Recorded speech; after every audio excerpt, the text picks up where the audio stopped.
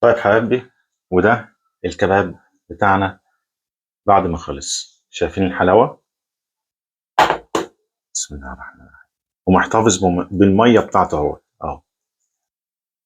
والله بيدوب في البق لو اتبعتوا الخطوات اللي انا قلت لكم عليها اهي. بصوا اللحمة اهي دايبة.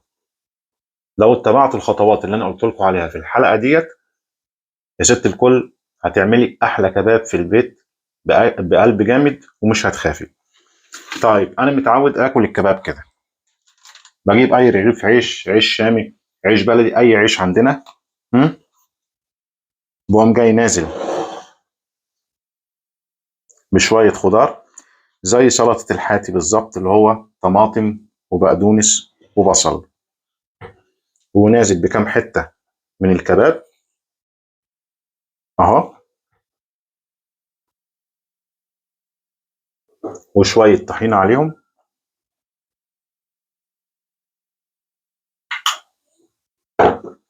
بقوم جاي مطبق الرغيف كده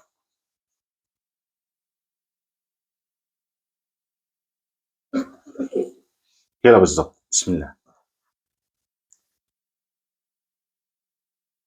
واحلى سندوتش كباب هتاكليه. بس صدقيني لو اتبعت الطريقه اللي انا قلت لك عليها ديت، واهم حاجه في الموضوع كله في التتبيله اللبن والكربوناتو، هتعملي احلى كباب في البيت. لو عجبكم الفيديو، لو انا استحق منكم فعلا تعليق واشتراك عندي في القناه على اليوتيوب، فاشتركوا عندي في القناه عشان يوصل لكم كل جديد، واشوفكم في فيديو قادم ان شاء الله. السلام عليكم.